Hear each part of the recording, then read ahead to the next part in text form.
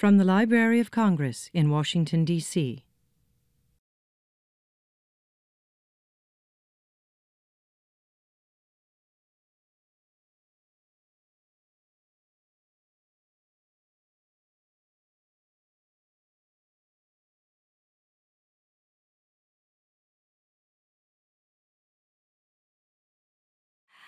My name is Terry Cross Davis, and I'm the Poetry Coordinator for the Folger Shakespeare Library. Before I begin, I kindly ask that you take a moment and turn off all cell phones and other ringing devices. Thank you. I would like to extend my gratitude to the DC Commission on the Arts and Humanities for their generous support of the District of Literature, and to my partners, Emma Snyder of Penn Faulkner and Rob Casper of the Library of Congress. Tonight's reading is also co-sponsored with the Poetry Society of America, and it's part of their national series. We have 4 incredible poets responding to the acclaimed work of Langston Hughes, Lucille Clifton, Sterling Brown, and Robert Hayden. I will introduce all 4 poets in order of their readings, and their bios are in your program for this evening, so my introduction will be rather brief. Henri Cole is the author most recently of Touch, the winner of the Jackson Poetry Prize. Camille Dungy is the author most recently of Smith Blue and is currently a professor in the English department at Colorado State University. Terrance Hayes' 4th book, Lighthead, won the National Book Award in 2010. He is a professor of creative writing at the University of Pittsburgh. Marilyn Nelson is the author of numerous books. She is an emeritus professor at the University of Connecticut, the former poet laureate of Connecticut, and founder and director of the Soul Mountain Retreat. Whether it's the solitude present in Henri Cole's Touch, the grief in Camille Dungy's Smith Blue, the inventiveness of Terrance Hayes' Lighthead, or the echoes of history in the work of Marilyn Nelson, tonight's reading is a communication, a conversation between contemporary poets and poets who have left an indelible mark on literature. It's a conversation I can't wait to hear, so please welcome Henri Cole.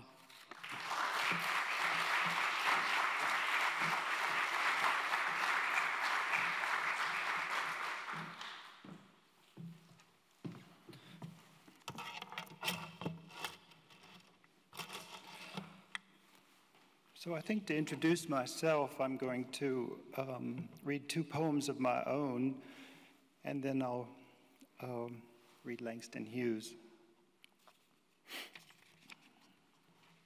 My 2 poems are from my parents. One is a father poem and one is a mother poem.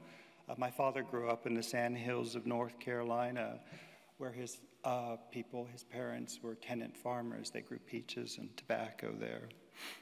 My poem is called Oil and Steel.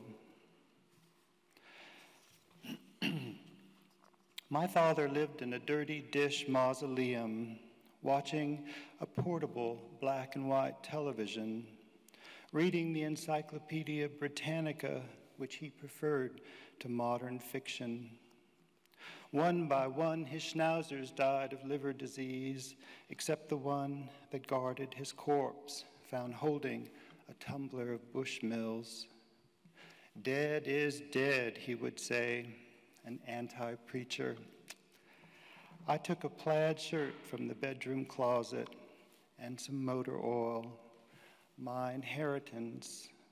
Once I saw him weep in a courtroom, neglected, needing nursing. This man who never showed me much affection, but gave me a knack for solitude, which has been mostly useful.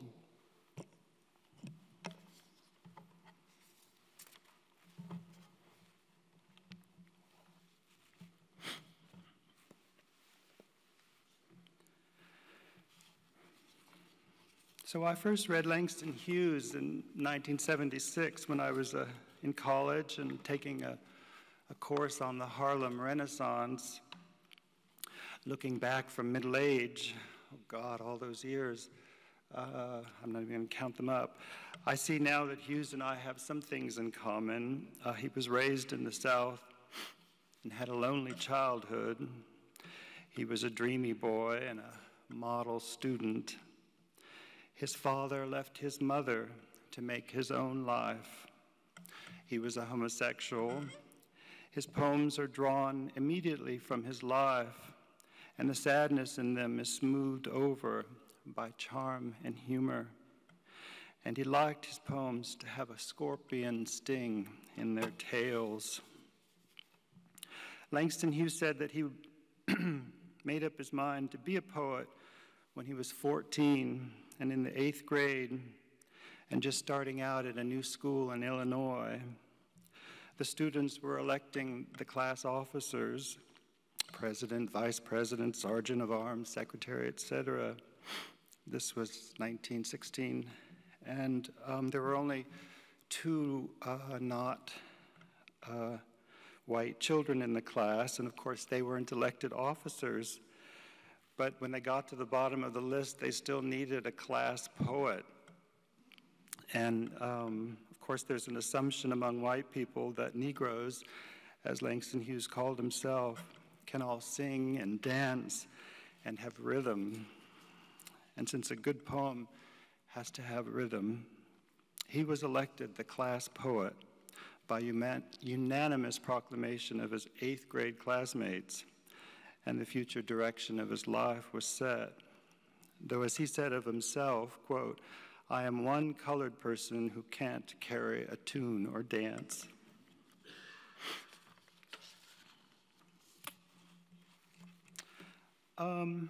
Since we're in this space, I thought I'd begin with a poem. Hughes attended Methodist church. He had a kind of transient childhood, and he attended Methodist church in all the towns where he lived, and heard Negro spirituals, which influenced him and influenced this, that sort of folk form influenced this poem called Feet of Jesus. At the feet of Jesus, sorrow like a sea. Lordy, let your mercy come drifting down on me. At the feet of Jesus, at your feet I stand. Oh, my little Jesus, please reach out your hand. The rhyming there, I think, reminds us that we're in art, and that we're not just in reality. This next poem is called Merry-Go-Round. It's a poem spoken by a little girl, maybe 6 or 7 years old, who comes up from the south to a northern city. And she goes to the carnival and wants to ride the merry-go-round, but being from the south, the segregated south, she's not sure where to sit on the merry-go-round. She remembers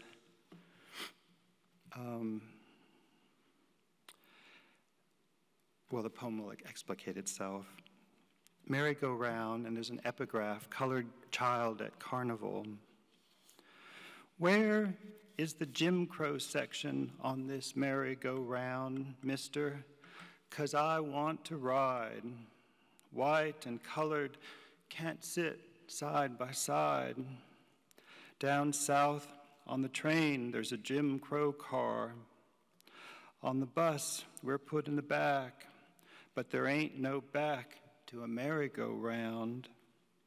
Where's the horse for a kid that's black?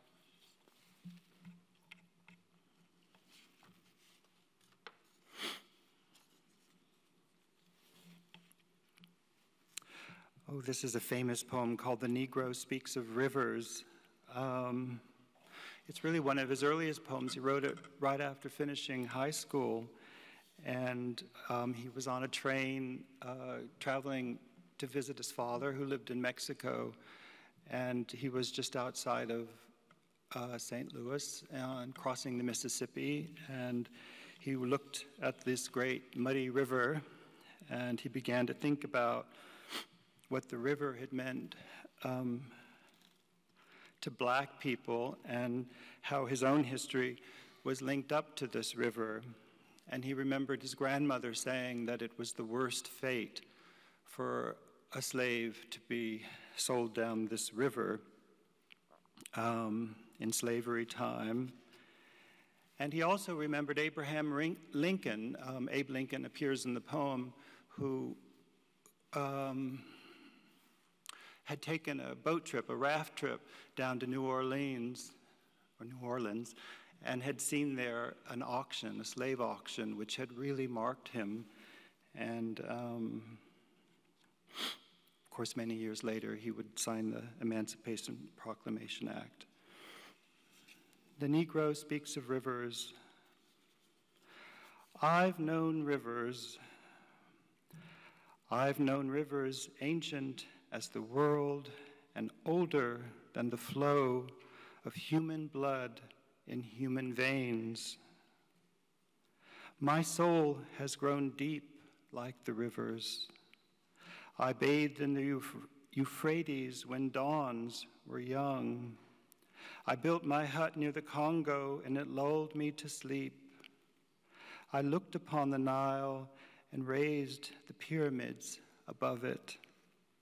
I heard the singing of the Mississippi when Abe Lincoln went down to New Orleans, and I've seen its muddy bosom turn all golden in the sunset. I've known rivers, ancient, dusky rivers. My soul has grown deep like the rivers.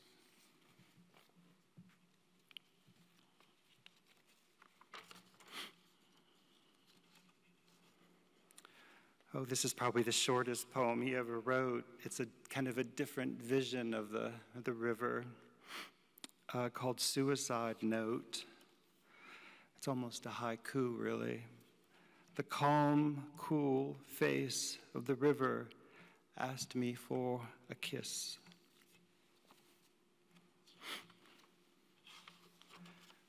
Oh, I think I'll read just two more.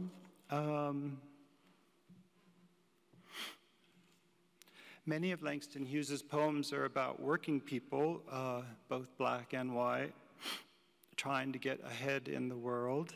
And in his poems, he has many different identities. We heard one where he's a little 6 or 7-year-old girl. He can be male or female in his poems.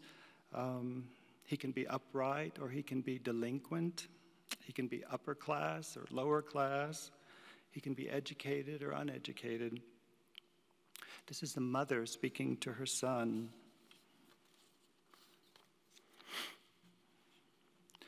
Well, son, I'll tell you, life for me ain't been no crystal stair. It's had tacks in it, and splinters, and boards torn up, and places with no carpet on the floor, bare. But all the time, I's been a-climbing on, and reaching landings, and turning corners, and sometimes going in the dark, where there ain't been no light. So boy, don't you turn back. Don't you set down on the steps, 'cause you finds it kinda hard. Don't you fall now, for I's still going, honey. I's still climbing, and life for me ain't been no crystal stair.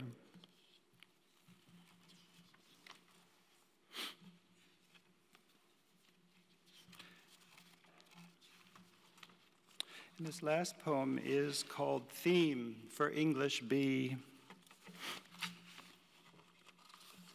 I think it shows how a simple life event can produce a good poem with a series of, complex emotions, intelligent responses. It's called Theme for English B, and it's spoken by a student enrolled in, say, English B. The instructor said, "Go home and write a page tonight and let that page come out of you. Then it will be true." I wonder if it's that simple. I'm 22, colored, born in Winston-Salem. I went to school there, then Durham, then here to this college on the hill above Harlem. I am the only colored student in my class. The steps from the hill lead down into Harlem, through a park. Then I cross St. Nicholas, 8th Avenue, 7th, and I come to the Y, the Harlem Branch Y, where I take the elevator up to my room, sit down, and write this page. It's not easy to know what is true for you or me at 22, my age. But I guess I'm what I feel and see and hear. Harlem, I hear you, hear me, we too, you, me, talk on this page. I hear New York too, me, who? Well, I like to eat, sleep, drink, and be in love. I like to work, read, learn, and understand life. I like a pipe for a Christmas present, or records, Bessie, Bop, or Bach. I guess being colored doesn't make me not like the same things other folks like who are other races. So will my page be colored that I write? Being me, it will not be white, but it will be a part of you, instructor. You are white. Yet, a part of me, as I am a part of you. That's American. Sometimes, perhaps, you don't want to be a part of me, nor do I often want to be a part of you. But we are. That's true. As I learn from you, I guess you learn from me, although you're older and white and somewhat more free. This is my page for English B. Thank you.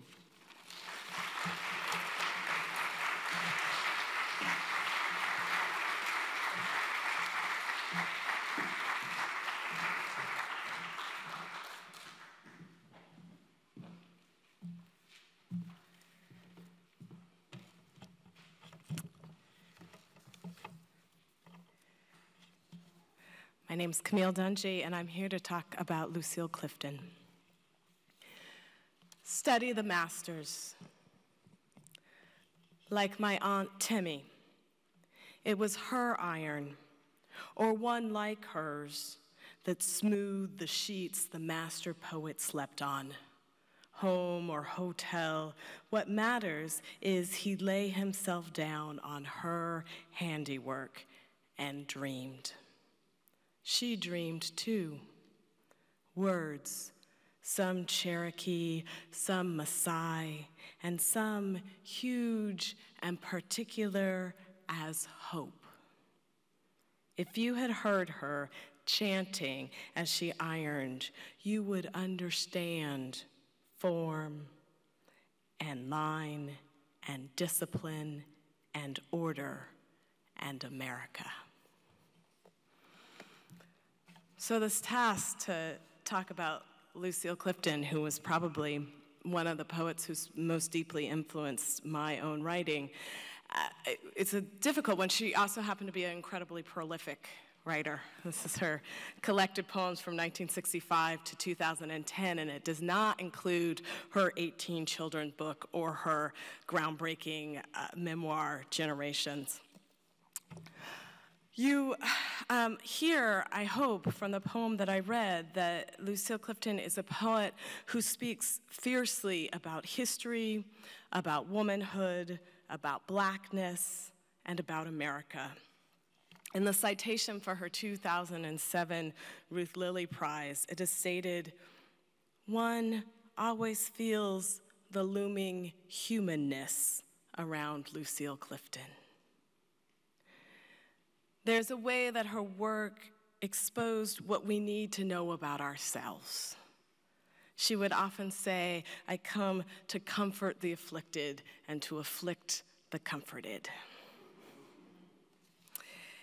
Here's a poem from her first collection, Good Times, which was cited in the New York Times in 1969 as one of the best books of the year, along with The Godfather, Portnoy's Complaint, Slaughterhouse-Five, The French Lieutenant's Woman, books that we continue to hear about and talk about. In 2009, I published an anthology, Black Nature, 4 Centuries of African American Nature Poetry. And when I made my selections for this anthology, I set a somewhat arbitrary limit of 4 poems per poet, because the book included poets like Robert Hayden, Sterling Brown, Marilyn Nelson, Yusef Komunyakaa, Ed Roberson, and Spencer, poets who were amazing and had abundant work that I could include, and I just had to draw the line somewhere. But I couldn't quite do it with Miss Lucille. So I cheated a little bit, and I made one of her poems, a 5th poem, the prologue for the entire collection. Because I believe that Miss Lucille talked about the natural world and our relationship to it and with it in a way that's expressive of the multifaceted nature, way that African Americans have been speaking about the natural world since we came to America. This poem that I'm going to read now, though, is one of the poems that I put in the body of the book. Generations. People who are going to be, in a few years, bottoms of trees, bear a responsibility to something besides people. If it was only you and me sharing the consequences, it would be different. It would be just generations of men. But this business of war, these war kinds of things, are erasing those natural, obedient generations who ignored pride, stood on no hind legs, begged no water, stole no bread, did their own things. And the generations of rice, of coal, of grasshoppers, by their invisibility, denounce us.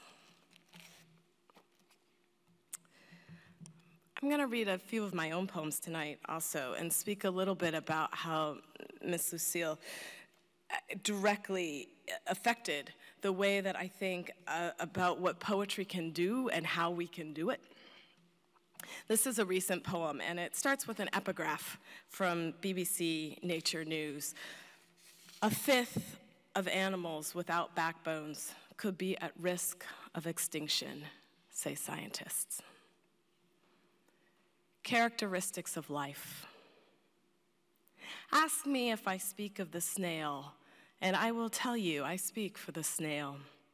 I speak of underneathedness and the welcome of mosses, of life that springs up, little lives that pull back and wait for a moment. I speak for the damselfly, water skeet, mollusk, the caterpillar, the beetle, the spider, the ant. I speak from the time before spinelessness was frowned upon. Ask me if I speak for the moon jelly. I will tell you one thing today and another tomorrow, and I will be as consistent as anything alive on this earth. I move as the currents move, with the breezes. What part of your nature drives you? You in your cubicle ought to understand me. I filter and filter and filter all day. Ask me if I speak for the nautilus, and I will be silent as the nautilus shell on a shelf. I can be beautiful and useless if that's all you know to ask of me.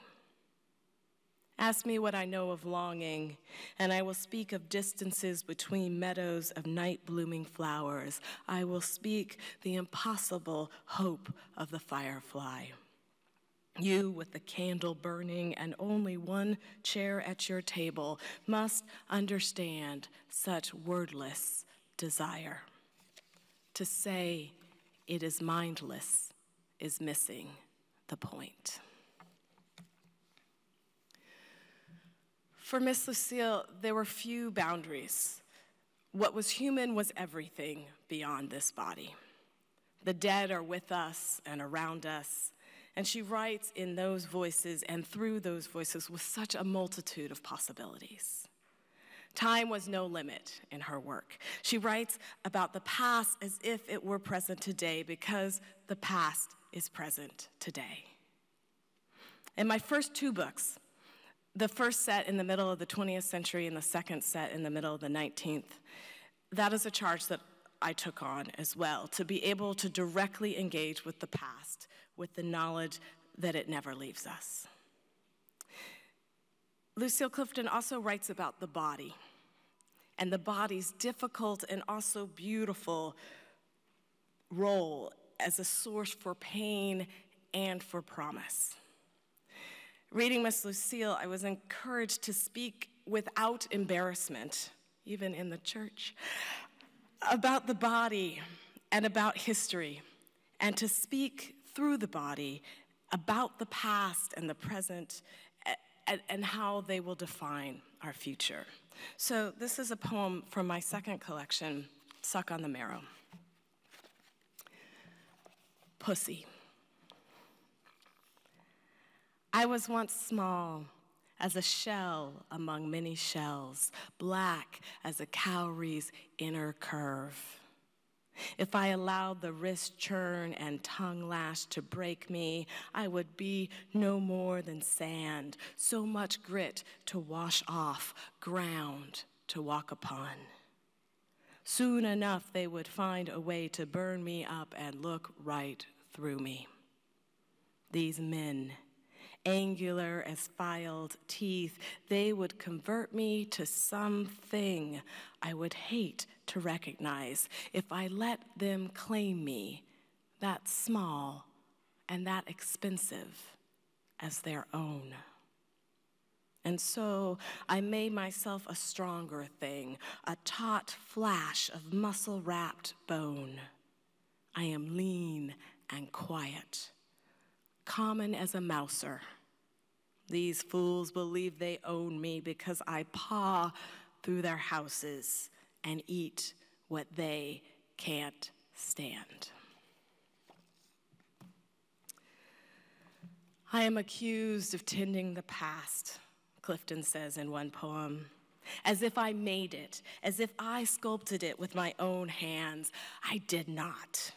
The past was waiting for me when I came, a monstrous, unnamed baby, and I, with my mother's itch, took it to breast and named it history. She is more human now, learning language every day, remembering faces, names, and dates. When she is strong enough to travel on her own, beware, she will. In another Clifton poem, she says, the light that came to Lucille Clifton, I love that she just addresses herself throughout this big collection. She's a real person, right? The light that came to Lucille Clifton came in a shift of knowing when even her fondest sureties faded away. And she says further in the same poem, the light insists on itself in the world. A voice from the non-dead past started talking. She closed her eyes and it spelled out in her hand, you might as well answer the door, my child. The truth is ferociously knocking. I just want to take a moment to point out one of the deaf things that she does all the time, and it spells out in her own hand. And there's a way in which we can think that it's writing in her hand, and it's also, this is the hand of Lucille Clifton writing across the page. She does that all the time, multiple meanings. So that's an important thing to think about what Miss Lucille Clifton does in her work. It also is this great representation of what was important to her. Her work represents truth that is ferociously knocking. It deals with her family directly. It deals with her children, her dead husband and mother, with her difficult and painful memories of her father, her complex relationship with this country and its history, its present, its future. She puts all this on the page in her own hand and brings it to life, to light, so we can understand and so that we can celebrate our own survival. One of her most famous poems is one of the first that I came to know. It was in her 7th book, The Book of Light, which was published in 1992 and which I discovered in a class in college in 1993. And I immediately devoured this entire book and then went back and devoured everything that she had written beforehand. And with each subsequent collection, I would buy it immediately upon publication and consume it as one consumes a needful thing. Won't you celebrate with me what I have shaped into a kind of life? I had no model. Born in Babylon, both non-white and woman, what did I see to be except myself? I made it up here on this bridge between starshine and clay, my one hand holding tight my other hand. Come, celebrate that every day something has tried to kill me and has failed. I was in Namibia this March with the U.S. Speaker and Specialist Program through the State Department and doing a lot of readings around the capital in particular. Namibia was a colony of South Africa until only 23 years ago. And so they have townships, which they there call locations, where the black people and colored people were separated. And the location where I visited and read, the people responded really vibrantly to my recitation of this poem, and I thought, of course, it's Lucille Clifton. But I discovered soon thereafter that there was a neighborhood in this location called Babylon, the place where people were exiled, where they did not want to go. And this reinforced for me the way in which Lucille Clifton's poetry has this deep resonance beyond America and addresses this deep and universal human longing. Clifton has infused my thinking about how we talk about longing and potential and beauty. I'll read one more of my own poems, one of the first poems written for my first book, What to Eat, What to Drink, What to Leave for Poison. What you want. There's a kind of woman whose switch comes from the willow of her hair, and whose sway is unnerving, and who branches what she knows and whom far beyond your knowing. A kind of woman miraculous as the flight of many heavy birds. You crane to see her formation shifting, always in and again in, to a darting formation that knows where heat lives. Her kettle is ever brewing, and inside you will find bits of yourself, skin and muscle and force of will, slipping off the bone, tender and delicious. With paradox and playfulness, image and sound, with gravitas and precision, with form and line and discipline, Lucille Clifton created for us a world of ferocious truth that leaves a legacy that will last behind her for some time to come. I will close with a final poem by Lucille Clifton. Blessing the Boats. That was my idea, and then it moved. Blessing the boats. May the tide that is entering even now the lip of our understanding, carry you out beyond the face of fear. May you kiss the wind, then turn from it, certain that it will love your back. May you open your eyes to water, water waving forever, and may you, in your innocence, sail through this to that. Thank you to Lucille Clifton, and thank you to all of you.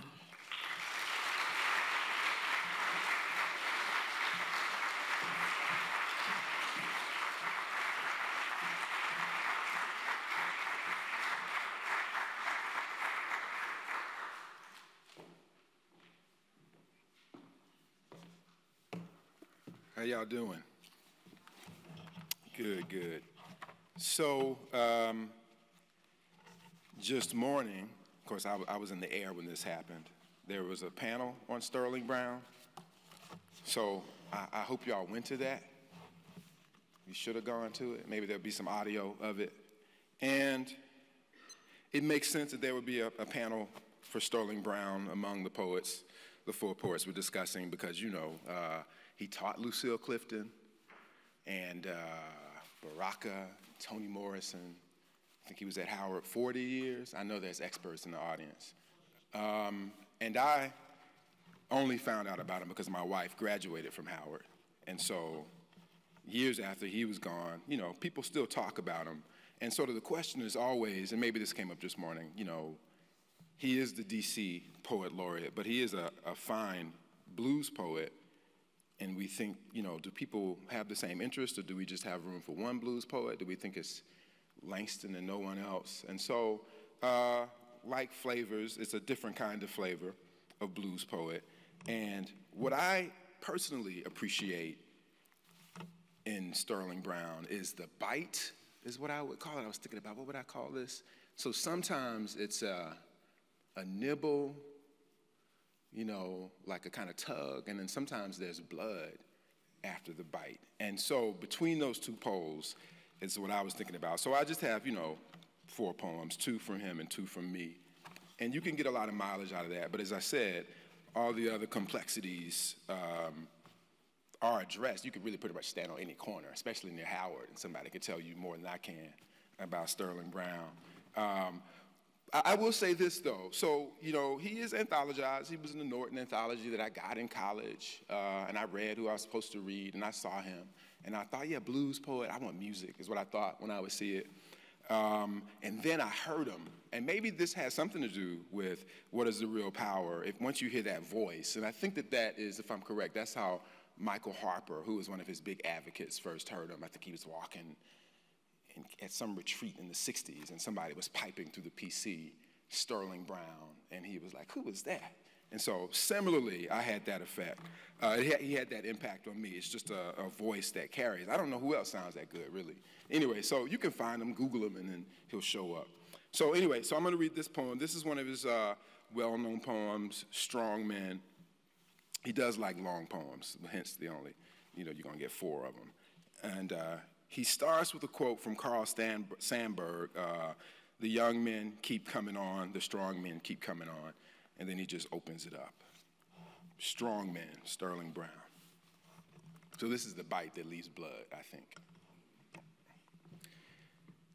They dragged you from homeland, they chained you in coffles, they huddled you spoon fashion in filthy hatches. They sold you to give a few gentlemen ease. They broke you in like oxen. They scourged you, they branded you, they made you women breeders. They swelled your numbers with bastards. They taught you the religion they disgraced. And you sang, keep inching along like a po-inch worm. You sang, by and by I'm gonna lay down this heavy load. You sang, walk together, children, don't you get weary. The strong men keep coming on. The strong men get stronger. They point with pride to the roads you built for them. They ride in comfort over the rails you laid for them. They put hammers in your hand and said, drive so much before darkness. And you sang, ain't no hammer in this land. Strike like mine, baby, strike like mine. They cooped you in their kitchens. They pinned you in their factories. They gave you the jobs they were too good for. They tried to guarantee happiness to themselves by shunting dirt and misery to you. You sang, me and my baby gonna shine, shine. Me and my baby gonna shine. The strong men keep coming on. The strong men get stronger. They bought off some of your leaders. You stumbled as blind men will. They coaxed you unwantedly, soft-voiced. You followed away, then laughed as usual. They heard you laugh and wondered, uncomfortable, admitting a deeper terror. The strong men keep a-coming on. The strong men getting stronger. What from the slums where they have hemmed you? What from the tiny huts they could not keep from you? What reaches them, making them ill at ease, fearful? Today they shout prohibition at you. Thou shalt not this, thou shalt not that, reserved for whites only. You laugh. One thing they cannot prohibit, the strong men coming on, the strong men getting stronger, strong men stronger. So I think that's Bite, and there's music in what he does. So you know, you could definitely hear the blues in that.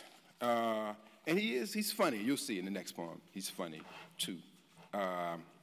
So this poem, what's the relationship? Black Confederate ghost story, thinking about history. Attention, African-American apparitions, hung, burned, or drowned before anyone alive was born.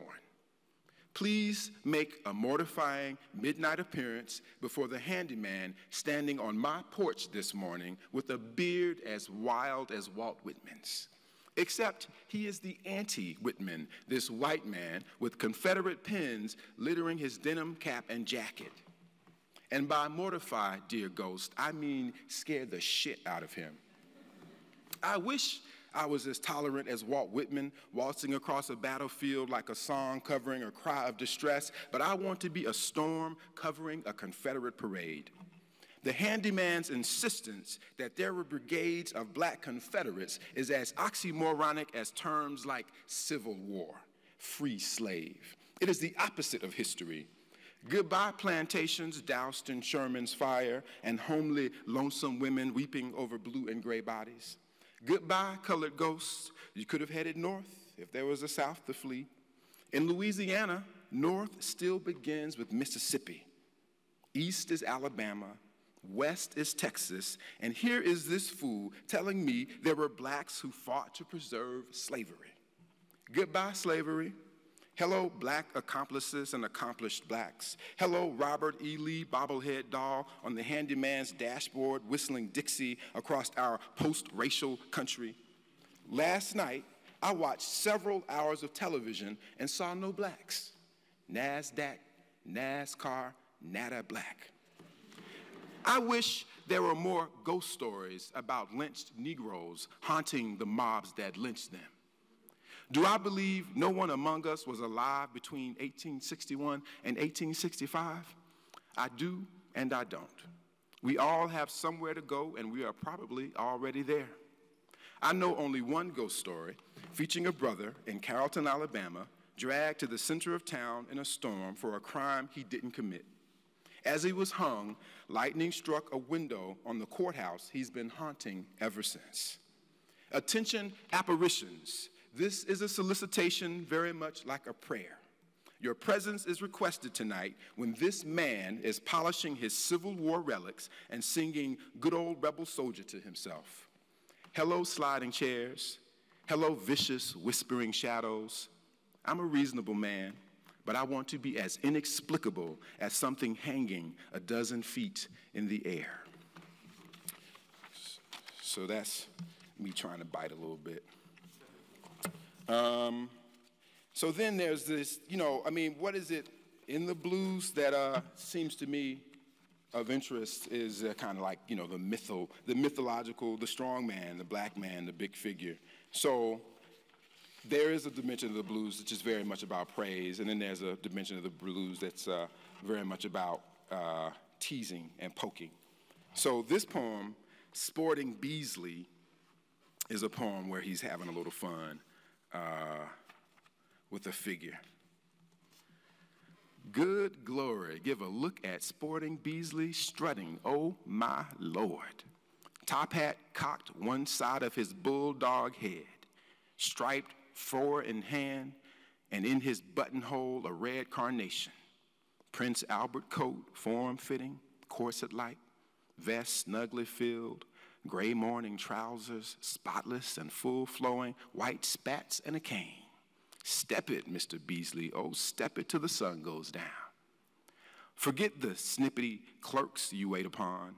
Tread clouds of glory above the heads of pointing children, oh, Mr. Peacock, before the drab barn fowl of the world. Forget the laughter when at the concert you paced down the aisle, Your Majesty, down to row A, where you pulled out your opera glasses. Majesty. It's your turn now, Sporting Beasley. Step it off. The world is a rag bag. The world is full of heathens who haven't seen the light. Do it, Mr. Missionary. Great glory, give a look. Oh, Jesus, when this brother's bill falls due, when he steps off the chariot and flicks the dust from his patent leathers with his silk handkerchief, when he stands in front of the Jasper gates patting his tie, and then paces in, cane and knees working like well-oiled, slow-timed pistons. Lord help us. Give a look at him. Don't make him dress up in no nightgown, Lord. Don't put no fuss and feathers on his shoulders, Lord. Let him know it's heaven. Let him keep his hat, his vest, his ox, his elk's tooth, and everything. Let him have his spats and cane. Let him have his spats and cane. It's so wild, that little refrain that comes at the end of it. Let him have his spats and cane. I don't even know what spats are, but I know there's a critique in there somewhere. All right, and so, yeah, I'm done. I'll read a recent poem, How to Draw an Invisible Man. And I paired it with this poem because I was thinking about like how closely he's looking at Sporting Beasley, the sort of exterior, the top hat cocked and the buttonhole and the corset-like vest fitting snugly in the trousers. And so, and then what that means for him, there's all kind of irony in that poem, but y'all know all of that. I don't have to talk too much about the poem. So this poem, How to Draw an Invisible Man, is like what's inside Ralph Ellison. He's on the cooling board, and then he's puffed, and then he breaks open, and what comes out. And I think, I'm going to sit down after this, so I'm going to set it up this way. It is always that question of legacy. And so one of the things that I think about Sterling Brown is really the legacy of what he did over his career as a teacher. And those things are harder to track, I guess, if you don't, write a book that wins the National Book Award or whatever. But in both scenarios, there's always that question of sort of the untapped legacy, the undiscovered, unused resources that present themselves. And so we know that, Sterling Brown has cast a long shadow. And I was beginning to think about what kind of shadow Ralph Ellison cast as well. And it's also a long sentence. I'll say that for Henri. Also one long sentence. How to Draw an Invisible Man. And then, when Ralph Ellison's corpse burst open, I discovered his body had been hoarding all these years a luscious slush a sludge of arterial words, the raw and unsaid pages with their plots and propositions, with their arcs of intention and babbling, with their mumbling streams and false starts and their love and misanthropic thrusts, tendons of syntax unraveled from his bones and intestinal cavities, the froth of singing, stinging, stinking ink, reams of script fraught with the demons, demagogues, and demigods of democracy, demographies of vague landscapes, passages describing muddy river bottoms and elaborate protagonists crawling through a foliage greener than money in America before America thought to release anyone from its dream. The waterlogged monologues, one who is unseen speaks, burst suddenly from Ralph Ellison's body. And because I mean to live transparently, I am here, bear with me, describing the contents, the fictions envisioned by Emerson and immigrants, the dogmas, aboriginal progeny, scholastic recriminations, dementia, hubris in Ralph Ellison, Duke Ellington's shadow, a paragraph on the feathered headdress of Marcus Garvey. Some of it was pornography. Some of it alluded to Bledsoes, bucketheads, bookers who believe educating black kids means teaching them to help white people feel comfortable.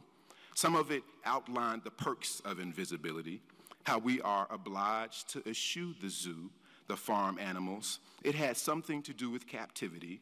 Flayed in the clinical light, the notes printed on the underside of his flesh were reversed, but readable and mirrored in the metal on the medical table, and I wanted to print it all properly in a posthumous book in the name of prosperity and proof. The genius we believed he'd wasted had been waiting all these years for a simple death sentence to break free.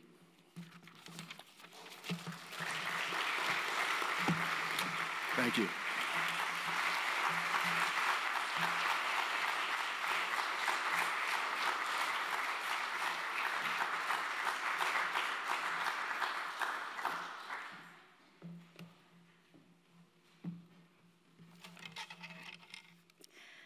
I have been asked to speak about Robert Hayden, who has been one of my poetry heroes for many years. I think I'm the oldest speaking here today. So when I was first discovering poetry, Robert Hayden was the African-American poet you had to defend because there were many people in the poetry world, in the world of black poetry, who felt that Robert Hayden wasn't black enough.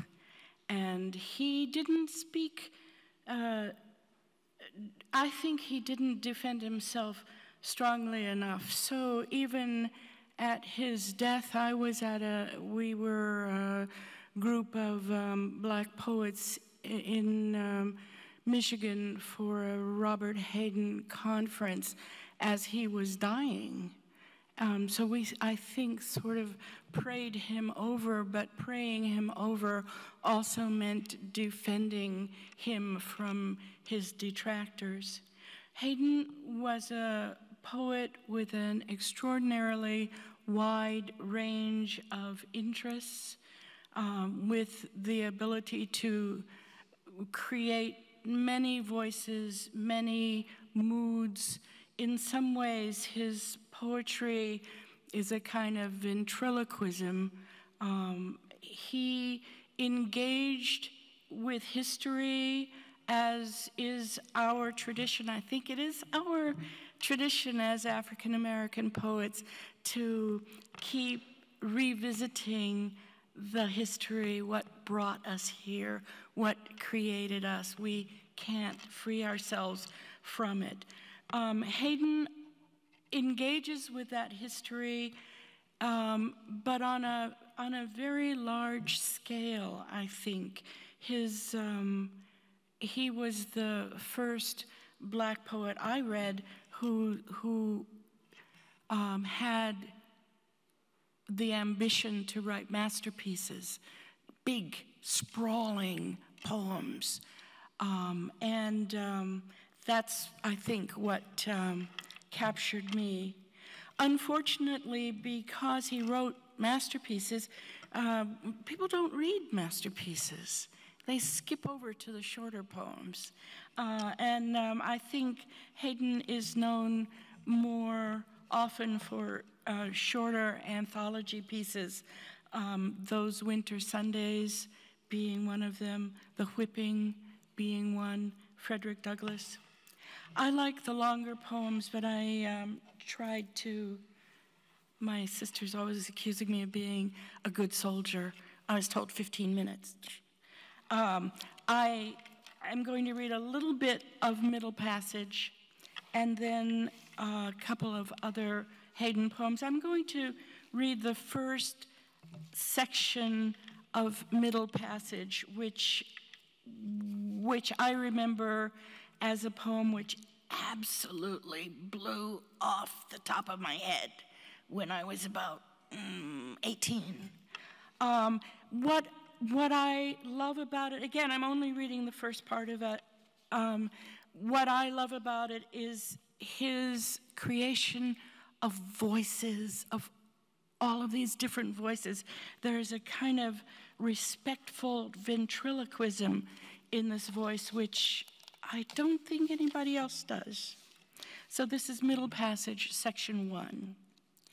Jesus, estrella, esperanza, mercy. Sails flashing to the wind like weapons, sharks following the moans, the fever and the dying, horror, the corposant and compass rose. Middle Passage, voyage through death to life upon these shores. 10 April 1800, blacks rebellious, crew uneasy. Our linguist says their moaning is a prayer for death, ours and their own. Some try to starve themselves, lost 3 this morning, leaped with crazy laughter to the waiting sharks, sang as they went under. Desire, adventure, Tartar, Anne, standing to America, bringing home black gold, black ivory, black seed. Deep in the festering hold thy father lies, of his bones New England pews are made, those are altar lights that were his eyes. Jesus, Savior, pilot me over life's tempestuous sea. We pray that thou wilt grant, O Lord, safe passage for our vessels, bringing heathen souls unto thy chastening. Jesus, Savior. 8 bells, I cannot sleep, for I am sick with fear, but writing eases fear a little, since still my eyes can see these words take shape upon the page, and so I write as one would turn to exorcism. 4 days scudding, but now the sea is calm again. Misfortune follows in our wake like sharks, our grinning tutelary gods. Which one of us has killed an albatross? A plague among our blacks, ophthalmia, blindness, and we have jettisoned the blind to no avail. It spreads, the terrifying sickness spreads. Its claws have scratched sight from the captain's eyes, and there is blindness in the forecastle, and we must sail 3 weeks before we come to port. What port awaits us? Davy Jones's or home? I've heard of slavers drifting, playthings of wind and storm and chance, their crews gone blind, the jungle hatred crawling up on deck. Thou who walked on Galilee, Deponent further saith, the Bella J left the Guinea coast with cargo of 500 blacks and odd for the barracoons of Florida. That there was hardly room 'tween decks for half the sweltering cattle stowed spoon fashion there.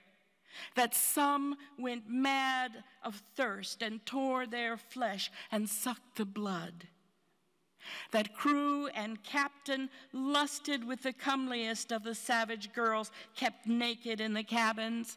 That there was one they called the Guinea Rose, and they cast lots and fought to lie with her. That when the boatswain piped all hands, the flames spreading from starboard already were beyond control, the Negroes howling and their chains entangled with the flames.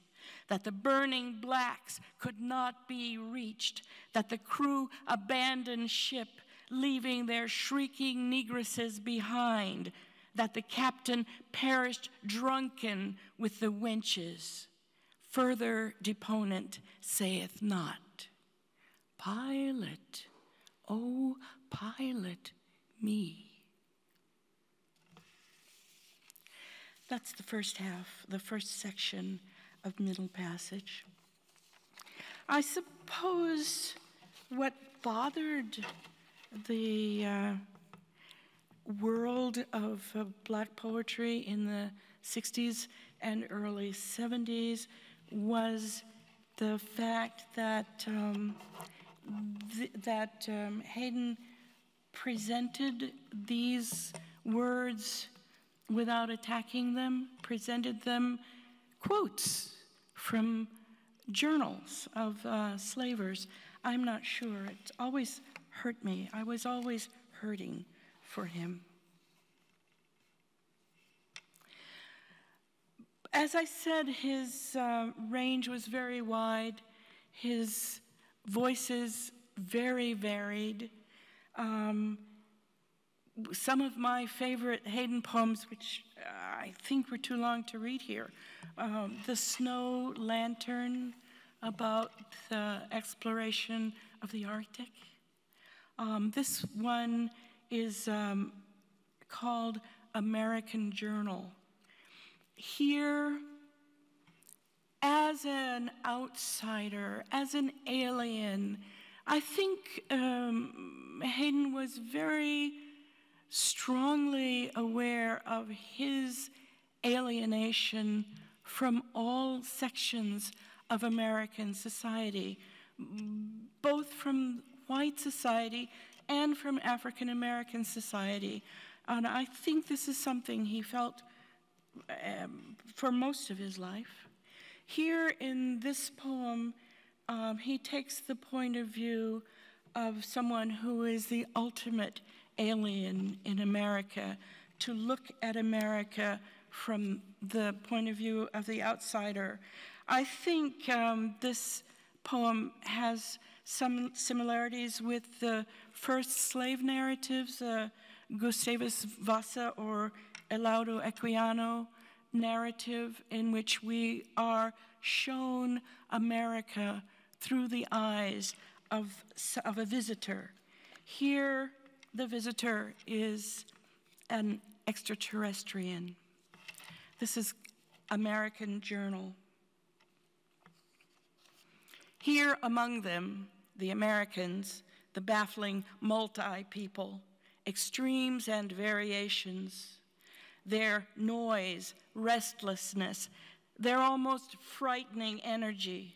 How best describe these aliens in my reports to the counselors? Disguise myself in order to study them unobserved, adapting their varied pigmentations, white, black, red, brown, yellow, the imprecise and strangering distinctions by which they live, by which they justify their cruelties to one another. Charming savages, enlightened primitives, brash newcomers lately sprung up in our galaxy. How describe them Do they indeed know what or who they are? Do not seem to. Yet no other beings in the universe make more extravagant claims for their importance and identity. Like us, they have created a veritable populace of machines that serve and soothe and pamper and entertain. We have seen their flags and footprints on the moon. Also, the intricate rubbish left behind. A wastefully ingenious people. Many, it appears, worship the unknowable essence, the same for them as for us, but are more faithful to their machine-made gods, technologists, their shamans. Oceans, deserts, mountains, grain fields, canyons, forests, variousness of landscapes, weathers, sun, light, moonlight, as at home. Much here is beautiful, dream-like vistas reminding me of home. Item: have seen the rock place known as Garden of the Gods and sacred to the first indigenes, red monoliths of home. Despite the tensions I breathe in, I am attracted to the vigorous Americans, disturbing, sensuous appeal of so many, never to be admitted. Something they call the American dream. Sure, we still believe in it, I guess, an earthman in the tavern said. Irregardless of the sometimes nightmare facts we always try to double-talk our way around. And it's okay, the dream's okay, and means what's good could be a damn sight better. Means everybody in the good old USA should have the chance to get ahead, or at least should have 3 squares a day. As for myself, I do okay, not crying hunger with a loaf of bread tucked under my arm, you understand. I fear one does not clearly follow, I replied. Notice you got a funny accent, pal. Like where you from, he asked. Far from here, I mumbled. He stared hard. I left. Must be more careful. Item: learn to use okay, their password, okay. Crowds gathering in the streets today for some reason obscure to me. Noise and violent motion, repulsive physical contact, sentinels, pigs I heard them called, with flailing clubs, rage and bleeding and frenzy and screaming, machines wailing, unbearable decibels. I fled lest vibrations of the brutal scene do further harm to my metabolism already overtaxed. The counselors would never permit such barbarous confusion. They know what is best for our serenity. We are an ancient race and have outgrown illusions cherished here. Item: their vaunted liberty. Nobody pushes me around, I have heard them say. Land of the free, they sing. What do they fear, mistrust, betray more than the freedom they boast of in their ignorant pride? Have seen the squalid ghettos in their violent cities, paradox on paradox. How have the Americans managed to survive? Parades, fireworks, displays, video spectacles, much grandiloquence, much buying and selling. They are celebrating their history. Earthmen in antique uniforms play at the carnage whereby the Americans achieved identity. we too recall that struggle as enterprise of suffering and faith uniquely theirs.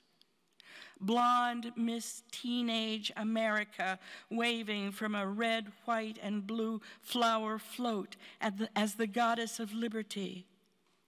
A divided people seeking reassurance from a past few understand and many scorn. Why should we sanction old hypocrisies? Thus dissenters, the counselors would silence them. A decadent people, the counselors believe. I do not find them decadent. A refutation not permitted me. But for all their knowledge, power, and inventiveness, not yet more than raw, crude neophytes like earthlings everywhere.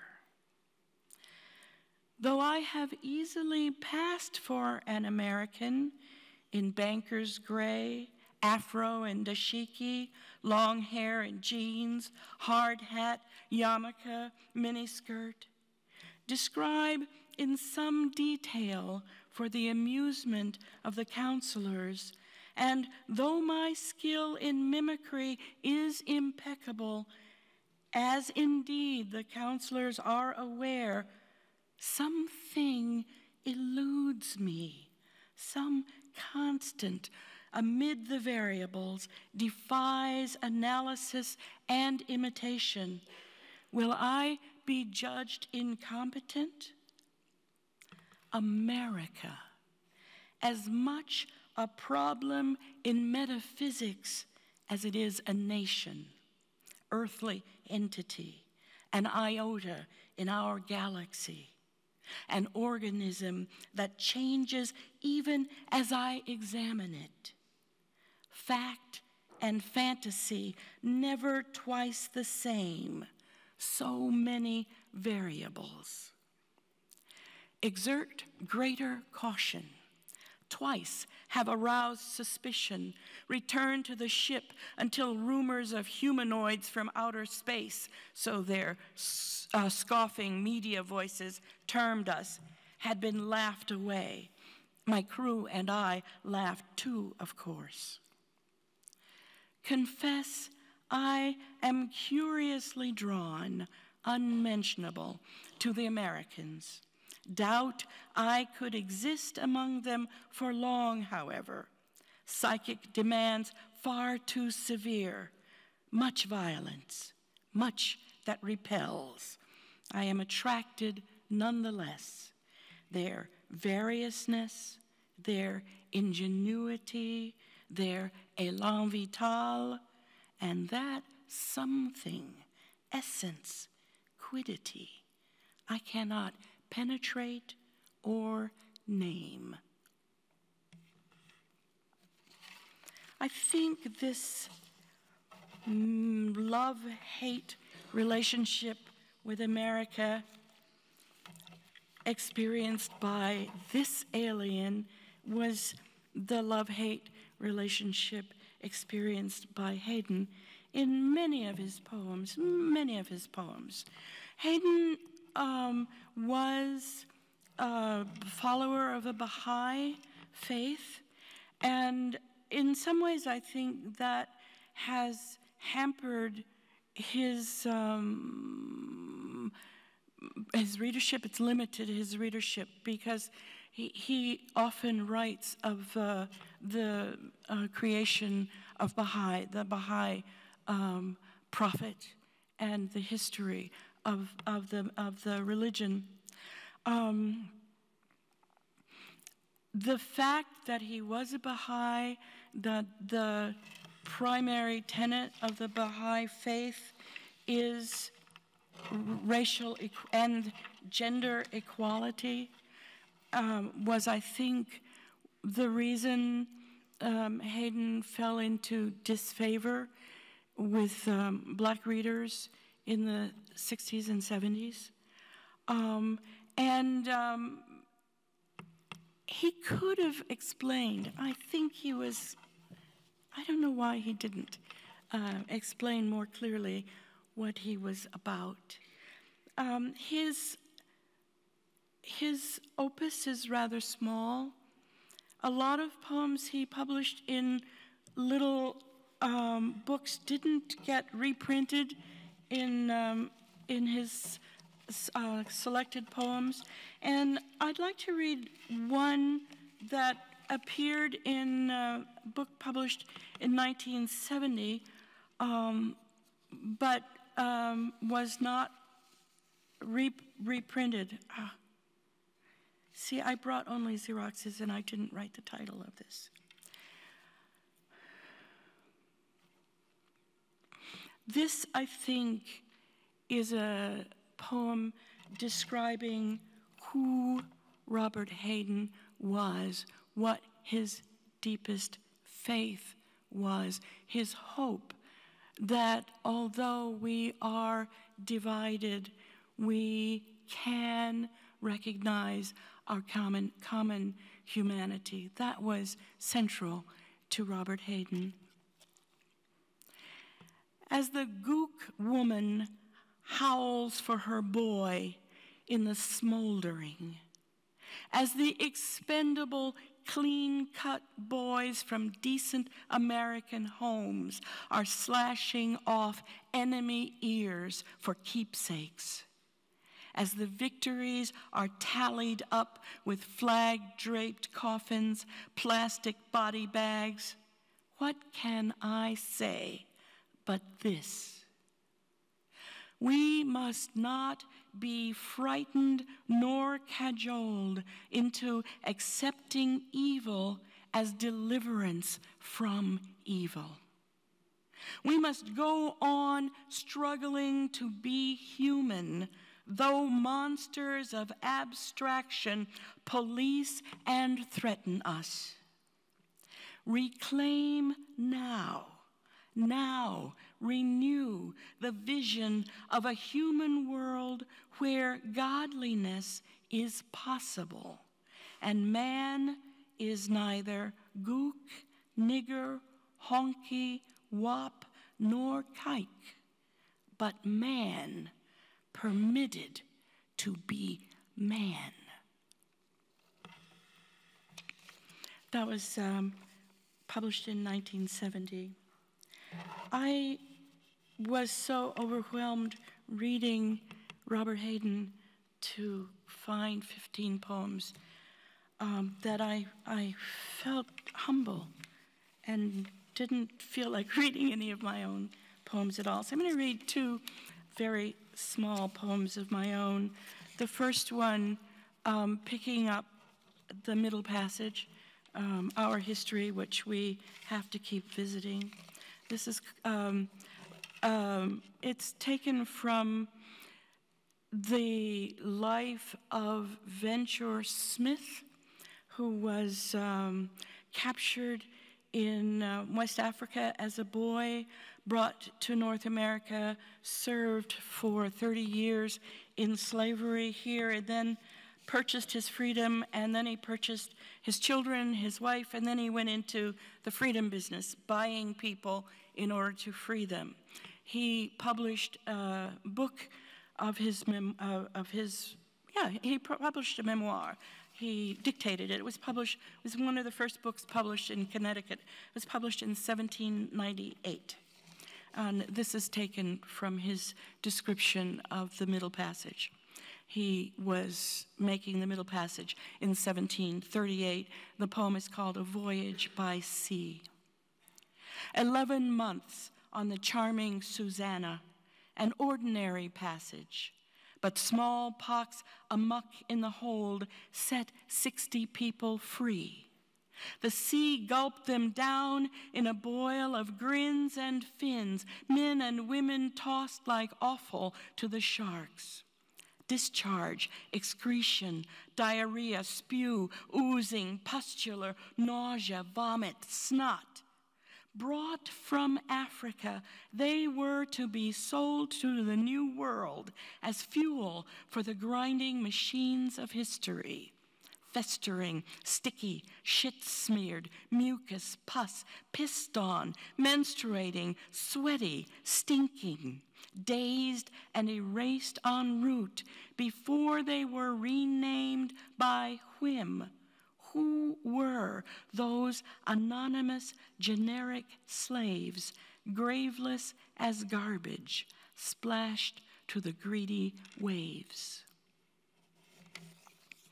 And I end with another very small poem, a self-portrait of myself as a 13-year-old American Negro girl, 1959. My face, as foreign to me as a mask, allows people to believe they know me. 13-year-old American Negro girl, headlines would read if I was newsworthy. But that's just the top of the iceberg, me. I could spend hours searching the mirror for clues to my truer identity if someone didn't pound the bathroom door.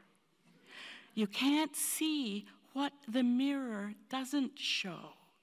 For instance, that after I close my book and turn off my lamp, I say to the dark, give me a message I can give the world. Afraid there's a poet behind my face, I beg until I've cried myself to sleep. Thank you.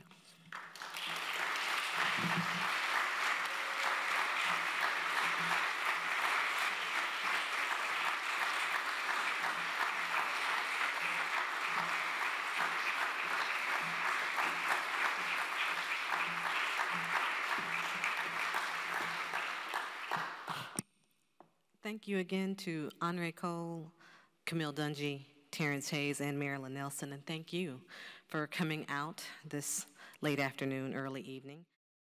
This has been a presentation of the Library of Congress. Visit us at loc.gov.